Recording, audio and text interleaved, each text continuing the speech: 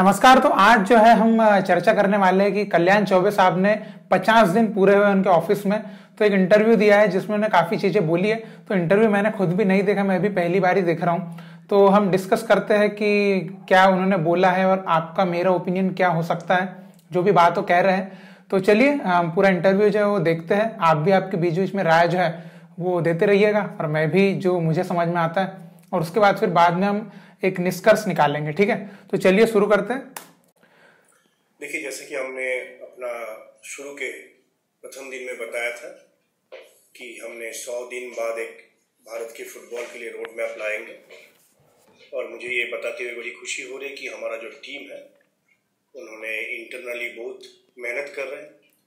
ये बात तो बिल्कुल सही है, आप देख सकते हैं, मतलब मेहनत तो पूरी जोर शोर से हो रही है ना। इसमें आपको दिख रहा है, ये चीजें दिख रही है कि कितनी मेहनत तो कर रहे हैं और किस तरह से भारत के फुटबॉल को आगे ले जाने के लिए एक रोड मैप बनाया जाए उस पर चर्चा हो रही है। और जहाँ तक अभी 50 दिन हमारा पूर्ण हुआ है इस कार्यभार के, मैं बताना चाहूँगा इन दिनों हमने भारत के फुटबॉल के लिए पहले फीफा प्रेसिडेंट से हमने एक बैठक रखा था, उनसे मिले। उसके बाद कतार फुटबॉल एसोसिएशन के प्रेसिडेंट से मिले, भारत के उड़ीसा के मुख्यमंत्री, अरुणाचल प्रदेश के मुख्यमंत्री। ये चीज तो आप देख रहे थे, मतलब जो ट्रैवलिंग उनकी चल रही थी ये तो आपने पूरी फॉलो करी होगी। और कई लोग ये भी बोल रहे थे कि ये मोदी जी के पद चिन्हों को फॉलो कर रहे हैं क्या। मतलब मोदी जी जब जीते थे पहली बार तो पूरी विदेश यात्रा उन्होंने करी थी, और कल्याण चौबे साहब भी अभी जब से आए हैं प्रेसिडेंट के पद पे तब से ट्रैवल पूरा कर रहे हैं। तो एक्चुअल में आप इस चीज का सीधा सीधा उदाहरण देख सकते हैं कि बाद में हमको उसका फायदा मिलता है जो हम इतना ट्रैवल करते हैं। तो देखते हैं अभी, मतलब डिप्लोमेटिक वे में तो हमको इसका फायदा मिला, लेकिन अभी फुटबॉल के रूप में किस तरह से मिलता है वो देखते हैं। गोवा के मुख्यमंत्री से मिले, असम में हम गए थे, और हर प्रदेश में किस तरह से प्रदेश सरकार के कोऑपरेशन के साथ, सहयोग के साथ भारत के फुटबॉल और भारतीय फुटबॉल संघ आगे काम कर सके उसका पूर्ण प्रयास किया गया है। एक चीज इसमें मैं बोलना चाहूंगा कि मध्य प्रदेश नहीं आया है, ठीक है, मध्य प्रदेश में अभी भी आना बाकी है और हम इंतजार कर रहे हैं कि कल्याण चौबे साहब मध्य प्रदेश जरूर आए और यहाँ के लोगों को जरा सिखाएं। हमने इन दिनों आगे किस तरह से आई लीग की रचना हो, आई लीग कहाँ पर हो, आई लीग होने की टाइमिंग क्या हो, आई लीग की ब्रॉडकास्टिंग किस चैनल पर हो, आई लीग की ब्रॉडकास्टिंग की क्वालिटी कैसी हो, सारे विषय पे हमने चर्चा किया। इन दिनों हमने रेफरिंग के क्वालिटी पर चर्चा किया। हाँ, ये बात तो अभी कुछ एक रेफरी इन्होंने अपॉइंट भी किया ना, मतलब रेफरी के लिए किसी बंदे को अपॉइंट किया, आपने देखा होगा। तो जो बोल रहे हो तो रहा है। रेफरिंग की क्या उनकी योजनाएं हैं उस विषय को देखा। इन दिनों हमने अंडर 17 वीमेन वर्ल्ड कप को ऑर्गेनाइज का शुरुआत किया। इन दिनों हमने ग्रास रूट जो फीफा फुटबॉल फॉर स्कूल जो है, जहां मान लीजिए एमेचर्स बच्चों को फुटबॉल के माध्यम से स्वस्थ जीवन बिताने की जो प्रोत्साहन दिया जाता है, उसके लिए हमने भारत के शिक्षा मंत्रालय के साथ हमने एक मैं कहूँगा कि एक जॉइंट वेंचर रचना करी। जहाँ ये तो बहुत अच्छी बात हुई कि क्योंकि हम एजुकेशन के साथ अगर फुटबॉल को जोड़ देना तो कहीं ना कहीं हम जो चाह रहे हैं वो चीज़ हम पा पाएंगे। यूनेस्को रहेगा, फीफा रहेगा, EIFA और एजुकेशन मिनिस्ट्री, ये सारे विषय को सारे स्टेक होल्डर्स मिल करके भारत के 2.5 करोड़ बच्चे तक हम पहुंचने के प्रयास करेंगे। इस विषय की भी चर्चा हुई, जहाँ खेल मंत्रालय का भी भूमिका रहेगा। हम अभी आज AFC प्रेसिडेंट से मिलने जा रहे हैं। AFC प्रेसिडेंट से मिलकर किस तरह से, जिस तरह से फीफा प्रेसिडेंट के द्वारा फीफा के टीम के माध्यम से भारत के ग्रास रूट फुटबॉल के ऊपर हमने बात रखा और भारत के फुटबॉल को आगे ले जाने की बात करी, इसी तरह AFC के माध्यम से क्या हो सकता है उस विषय को भी चर्चा करेंगे। तो मैं समझता हूँ कि जो पहला 50 दिन रहा हमारे कार्यकाल के, ये साधारण तो हम ऐसा कह सकते हैं कि मूल रूप से इनकी पॉलिसी मेकिंग और जो मान लीजिए पीछे कुछ काम होना चाहिए था लेकिन किसी कारणवश वो नहीं हो पाया, उसको दोबारा से त्वरान्वित करने का हमने प्रयास किया। देखिए, मैं तो कहूँगा कि ये इंडियन वुमेन फुटबॉलर के लिए एक क्रॉस रोड है और एक बहुत बड़ा अवसर है, जहाँ भारत के लड़कियां जो फुटबॉल खेलने की सोच पाएगी। आपको मैं बताना चाहूँगा कि हमने अपने कई बैठकों में इस बात को रखा कि भारत के पुरुष फुटबॉलर और महिला फुटबॉलर दोनों ही जब भारत के लिए प्रतिनिधित्व कर रहे हैं, उनको जो सम्मानित राशि दी जाती है उसमें कोई भेदभाव ना हो। ये एक बहुत बड़े पॉइंट की बात है। आप देख सकते हैं, मतलब कई ऐसी कंट्रीज है जहां पर ऐसा चालू किया है कि मेंस वुमेन्स दोनों को सेम सैलरी दी जाएगी। फुटबॉलर्स को सेम सैलरी अगर दी जाती है तो वो काफी एक अच्छी चीज होती है, क्योंकि हम बात बात पर बोलते हैं ना कि भैया इनको ज्यादा मिल रहा है, इनको कम मिल रहा, तो वो वाली जो चीज है वो कहीं ना कहीं इससे मिटेगी। लेकिन ये इसमें वाली बात भी है कि अभी देखिए क्वालिटी वाइज अगर आप देखेंगे तो मेंस वुमेन्स में भी काफी फर्क आ रहा है। बाकी रैंक वाइज या फिर ज्यादा आगे कौन चल रहा है तो उस हिसाब से तो वुमेन्स फुटबॉल चल रहा है इंडिया का। बाकी फिर भी आप आपकी राय पे जरूर दे सकते हैं कि सैलरी क्या बराबर रखना चाहिए। लेकिन मुझे ऐसा लगता है कि अगर आप एएफएफ के साइड से सैलरी दे रहे हो इंडियन नेशनल टीम के हवाले से, तो फिर तो आप सेम रख सकते हो, उसमें कोई ज्यादा दिक्कत की बात नहीं है, क्योंकि क्लब लेवल पे तो सेम मुश्किल है होना। महिला और पुरुष दोनों खिलाड़ियों को समान आर्थिक सम्मानित राशि मिले, इसका निश्चयता हमने करने की प्रयास किया। तो मैं समझता हूँ ये महिला फुटबॉलर खिलाड़ियों के लिए एक खुशी की बात होगी। हमने IWL को और विस्तारित रूप से भारत के 30 शहरों में यह इस खेल को करने की हमने इस बात को भी चर्चा में रखा। तो ये एक बात मुझे बड़ी अच्छी लगी कि एक्सपेंड कितना हम कर पा रहे हैं हमारी फुटबॉल को, है ना। ज्यादा से ज्यादा शहरों तक अगर हम पहुंचा पाते हैं, वही हमारा उद्देश्य रहना चाहिए। क्योंकि अभी देखिए फुटबॉल बड़ा तो है नहीं, तो जितना ज्यादा शहर के लोग उसको देखेंगे तब उससे जुड़ेंगे। तो ये एक अच्छा विचार है कि ज्यादा से ज्यादा शहरों तक फुटबॉल जो है वो पहुंचाएं लीग के माध्यम से। और सर्वोपरि मैं कहूँगा कि जब भारत के महिला अंडर 17 बच्चे जब फुटबॉल खेले और पहली बार अमेरिका, ब्राजील, मोरक्को जैसे दिग्गज महिला फुटबॉल टीम के साथ उनको खेलने का जब अवसर हुआ, हालांकि उनके रिजल्ट हमारे लिए आशादायक नहीं रहा, लेकिन मैं आपको ये जरूर कहूँगा कि ये उनके लिए पहला एक ऐसा अनुभव है जिस अनुभव को हम आगे इस महिला फुटबॉल को आगे ले जाने में इसको मदद करेगी, मैं समझता हूँ। तो इस बात के लिए मैं ये कहना चाहूँगा कि जैसे अंडर 17 अभी हमारे यहाँ हुआ, और जैसे कि बोल ही रहे रिजल्ट तो हमारे फेवर में नहीं रहे, क्योंकि वैसे भी लर्निंग के लिए था। तो लड़कियां सीखी और उस टीम को अब आगे कितना नर्चर किया जाता है, मेन बात ये रहेगी। और उस एज की लड़कियों को, अदर लड़कियों को, ना सिर्फ नेशनल टीम की बल्कि अदर गर्ल्स को किस तरह से एक प्लेटफॉर्म दिया जाएगा इस वर्ल्ड कप के बाद, ये रहेगी सबसे बड़ी चुनौती। तो अब एएफएफ उसको कैसे सॉल्व करता है, ये एक बात रहेगी। मैं कहूँगा, देखिए हम तो भारत अब फुटबॉल सिर्फ खेलने के लिए नहीं, जीतने के लिए सोचकर टूर्नामेंट को जाते हैं। और जब अंडर 17 टीम क्वालिफाई एशिया में करने की जब योग्यता प्राप्त होता है, तो मैं कहूँगा तो इसमें अपने भविष्य दिखता है इस अंडर 17 टीम। और साथ ही साथ और भी अंडर 17 बच्चे जो मान लीजिए फाइनल टीम में किसी कारणवश उनको मौका नहीं मिला है, उनको भी जोड़ करके इसको लार्ज स्केल में हम किस तरह से आगे चल के इनको हम आगे की सीनियर टीम बनाने की रणनीति निर्णय कर पाए, और किस तरह से मान लीजिए उससे पहले अंडर 23 गेम्स में वो अच्छा करे। ये सारे विषय में टीम के जो चीफ कोच और उनके जो सपोर्ट स्टाफ है उनके साथ भी बात करके हम इसके एक रणनीति बनाएंगे। नहीं, मैं तो ये कहूँगा कि दोनों ही टीम को मैं अलग समय अलग स्थान पर मिला, और दोनों ही टीम के खिलाड़ियों के अंदर मुझे वो एक पॉजिटिव वाइब दिखने को मिला।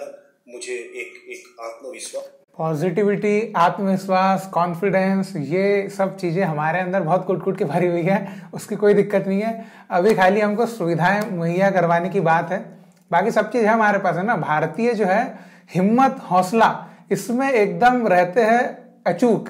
बाकी बस वही है कि आप सुविधाएं दे देना तो फिर देखो भैया जलवा हमारा दिखा। और मैं ये कहूँगा कि हाँ, जो अंडर 17 पुरुष की टीम जिनसे मैंने सऊदी में मिला, और जब उनके चीफ कोच विवियानो से और उनके जो सपोर्ट स्टाफ फेलिक्स से मेरी बात हुई, तो मुझे अच्छा लगा कि भारतीय कोच और भारतीय टीम को आगे ले जाने के जो उन्होंने विश्वास मुझे दिखाया, तो मुझे लगा कि हाँ, हमें भारत के खिलाड़ी और भारत के कोच के ऊपर यदि हम पूर्ण विश्वास रख सके तो निश्चित रूप से भारत के टीम जब आगे जाएगी उसमें भारतीय की भूमिका। एक चीज पे आपने गौर किया कि कल्याण साहब जो है टीम से मिल रहे हैं पर्सनली जाके, ये एक बात मुझे मतलब बहुत अच्छी लगी कि पर्सनली वो सऊदी जाके टीम से मिले, उड़ीसा में टीम से मिले। तो ये जो एक बात होती है ना, मतलब टीम से मिलना, ये क्योंकि प्लेयर्स जो है ना वो बहुत मोटिवेट हो जाते हैं इससे, बहुत उनको ऐसा लगता है कि यार हमारे प्रेसिडेंट साहब हमसे मिलने आए हैं, तो मतलब ये बहुत मोटिवेशन रहती है इस बात की। तो बहुत मतलब कि एक लीडर कैसे काम करता है ये बखूबी इनको पता है, और आई होप कि जो ये बोल रहा है वो सब सच हो फ्यूचर में। ठीक है, निश्चित रूप से बढ़ेगा। तो मुझे खुशी है कि अंडर 17 क्वालिफाई किया, मुझे खुशी है कि मैंने उन लोगों से मिलने की मुझे अवसर हुआ, और मुझे खुशी है कि भारतीय चीफ कोच के द्वारा इस टीम की क्वालिफिकेशन। ये तो बहुत बड़ी बात है, मतलब हमारे इंडियन कोच ही हमारी टीम्स को जो क्वालिफाई करवा पा रहे हैं ना, ये बहुत अच्छी बात है। लेकिन अब देखिए कई ऐसी टीम्स है जहाँ पे यूथ में भी फॉरेन कोच ही है, हमारे यहाँ पे यूथ में हम इंडियन कोचेस दे रहे हैं और उनसे भी हमको रिजल्ट मिल पा रहे हैं। मतलब अंडर 17 में तो मिल ही गया, अंडर 20 में भी लगभग वहाँ पे थोड़ा सा ओपोनेंट हमारे खतरनाक हो गए थे। बाकी मतलब सही काम चल रहा है कोचेस के हिसाब से भी ना। जैसा हमने आपको बताया कि हमने 100 दिन बाद एक रोड मैप ला रहे हैं भारत के फुटबॉल को आगे ले जाने की। अपने से जितना साधन और सामर्थ्य के साथ हम जिस तरह से आगे ले जा सकते हैं, और इसमें मुझे पूरा विश्वास है कि भारत के यशस्वी प्रधानमंत्री श्री नरेंद्र मोदी जी भी इतने खेल प्रेमी एक व्यक्ति है और जिन्होंने हमेशा फुटबॉल को भी प्रोत्साहन दिया। ये तो सही बात है, खेल को जो प्रोत्साहन दे रहे हैं मोदी साहब, आप देख सकते हैं। मतलब ओलंपिक हो गया, कॉमनवेल्थ हो गया, उस टाइम भी हमारे सब प्लेयर्स को उन्होंने पर्सनली बात करी, पर्सनली गाइड किया, पर्सनली मोटिवेट किया। तो ये जो चीज़ है ना कहीं ये दर्शाती भी है कि हमारा देश जो खेलों की ओर आगे बढ़ेगा और ऐसे लोग रहेंगे जो कि सही मार्गदर्शन दे, तो फिर है ना सही, फिर तो क्या ही बोले, फिर तो ना हमारा भाग्य खुल जाएगा। और मैं भारत के खेल मंत्रालय और शिक्षा मंत्रालय के प्रति भी आभार व्यक्त करता हूँ कि जब इस तरह से भारत का जो इंफ्रास्ट्रक्चर है, जो देश भर में जो इंफ्रास्ट्रक्चर है, आप जानते हैं कि हर प्रदेश में स्पोर्ट्स अथॉरिटी ऑफ इंडिया का कहीं ना कहीं हॉस्टल है, मैदान है, कुछ ना कुछ है। यदि उस इंफ्रास्ट्रक्चर की सही उपयोग हो फुटबॉल के लिए, तो मैं समझता हूँ ऑल इंडिया फुटबॉल फेडरेशन। इस बात से मुझे एक बात याद आ गई कि ये बात तो सही है, हर जगह पे साई के हॉस्टल्स है, साई के ग्राउंड्स है, लेकिन वही बात है कि साई फुटबॉल को ही तो सबसे ज़्यादा नज़रअंदाज करती है। अब देख सकते हैं ना फुटबॉल के, मतलब हो सकता है आपके स्टेट में साई बहुत अच्छा काम करी हो, लेकिन मैं इसके ऊपर ऑलरेडी बोल भी चुका हूँ, हमारे स्टेट की साई तो भैया कमाल ही है फुटबॉल के लिए, मैं क्या ही बोलूँ। ठीक है, कॉस्ट कटिंग हो जाता है, बहुत कम खर्च में बहुत ज़्यादा सुविधा और ज़्यादा इंफ्रास्ट्रक्चर की लाभ हमको मिल सकता है। तो मैं आगे यही प्रयास करूँगा कि भारत सरकार और प्रदेश सरकार के साथ मिल करके प्रदेश एसोसिएशन को किस तरह से अधिक इंफ्रास्ट्रक्चर सपोर्ट दिया जाए, लॉजिस्टिक सपोर्ट दिया जाए और एग्जिस्टिंग हॉस्टल में एकोमोडेशन सपोर्ट दिया जाए, उस बात को भी हम लोग तय करेंगे। और साथ ही साथ किस तरह से और नया चैंपियनशिप हम ला सकते। एक तो क्या है कि ISL और आई लीग के अंदर एक अच्छा हेल्दी कंपटीशन का यदि एनवायरनमेंट हम बना सकते हैं, तो बहुत सारे इंडियन खिलाड़ी, बहुत सारे भारतीय खिलाड़ी को कॉम्पिटिटिव लीग मिलता है। तो जब कंपटीशन होता है तभी वहीं से बेस्ट टैलेंट बाहर आता है। और इसके साथ साथ हम ये भी प्रयास करेंगे कि अंडर 21 एक चैंपियनशिप शुरू किया जाए, ताकि अंडर 23 नेशनल टीम के स्काउटिंग में लाभ हो। और इसके अलावा जो हम यूथ लीग की जो बात करते हैं, यूथ लीग भारत में है, कई प्रदेशों में होता भी है, कई क्लब उसमें पार्टिसिपेट भी करते हैं, लेकिन इसको किस तरह से हम यूनिफॉर्म रूप में, ये सही बात बोली। मतलब जैसे अंडर 21 जो लाने की बात है वो भी बहुत अच्छा विचार है और लाना भी चाहिए, मतलब बहुत अच्छा रहेगा हमारे, मतलब जैसे स्काउटिंग के हिसाब से भी बोला। और क्या होता है ना, अंडर 18 के बाद क्या होता है ना, प्लेयर्स के पास कुछ रहता नहीं खेलने के लिए, सही बात है ना, तो वो एक मिल जाएगा ना अंडर 21, तो अंडर 18 के बाद प्लेयर निकला तो अंडर 21 खेलेगा, फिर अंडर 21 के बाद जो रिलायंस डेवलपमेंट लीग भी चालू करी है तो उसमें भी खेल सकता है। तो एक प्रॉपर एक रास्ता मिल जाएगा जो कि बहुत अच्छा रहेगा। इस यूथ लीग को हम कर सकें और इसका एक आउटकम रख सकें, और साथ ही साथ हम ये भी प्रयास करेंगे कि जितने एक्स प्लेयर हैं जिन्होंने भारत के लिए या अपने प्रदेश के संतोष ट्रॉफी के लिए या इन्होंने क्लब के लिए भी खेले हो, जिनको कम से कम 10-12 साल का फुटबॉल खेलने का अनुभव हो, तो उनको हम स्काउट के रूप से उनके अनुभव को हम काम में लगाना चाहते हैं। मान लीजिए कल कहीं ग्रास रूट या तो यूथ लीग हो रहा है।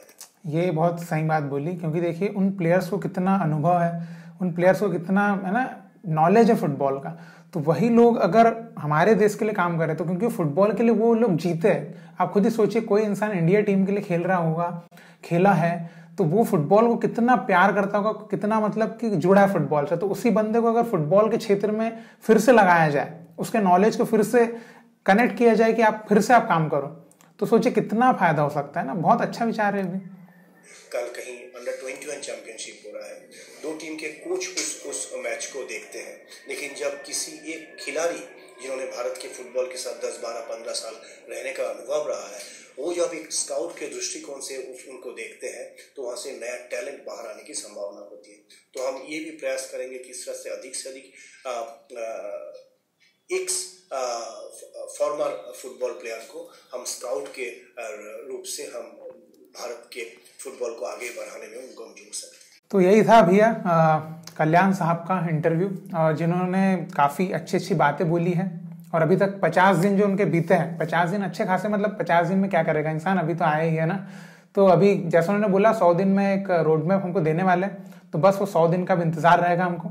अभी तक तो अच्छा खासा काम चल रहा है, अभी तक ट्रैवल वगैरह कर रहे हैं, लोगों से मिल रहे हैं, क्योंकि अभी वो भी जरूरी है ना। जितना ज़्यादा लोगों से मिलेंगे, जुड़ेंगे, तभी तो आगे जब 100 दिन बाद रोड मैप लेके आएंगे तो वो इम्प्लीमेंटेशन कर पाएंगे। तो तब तक वो उनका जो काम बिल्कुल जारी रहना चाहिए। और बिल्कुल सब सही चल रहा है, ज़्यादा कुछ अभी ऐसा तो बोल नहीं सकते कि कोई, क्योंकि अभी तो आया है ना, तो अभी अब एकदम एक्सपेक्ट तो अभी तुरंत ही कुछ मिल जाएगा ऐसा तो हो नहीं सकता। तो लगभग सब सही चल रहा है। बाकी आप बता सकते हैं कि जो इंटरव्यू में उन्होंने बातें बोली, आपको इसमें से कुछ गलत लगी, कुछ या जो भी आपका कहने का मन हो आप जरूर बताइएगा। बाकी मुझे तो बहुत सही लगा। कल्याण साहब बहुत, मुझे लगता है कि अच्छा काम करके देंगे हमारे देश के लिए, और प्रधानमंत्री जी का भी साथ मिल जाए और बाकी प्रदेश सरकारों का भी साथ मिले तो हम बिल्कुल जो चाहते हैं वो अचीव कर पाएंगे। तो बाकी आप बताइए, आपकी जो भी ओपिनियन है आप दे सकते हैं, और इसी तरह भारतीय फुटबॉल को सपोर्ट करते रहिए। बहुत बहुत शुक्रिया वीडियो देखने के लिए। जय हिंद, जय भारत।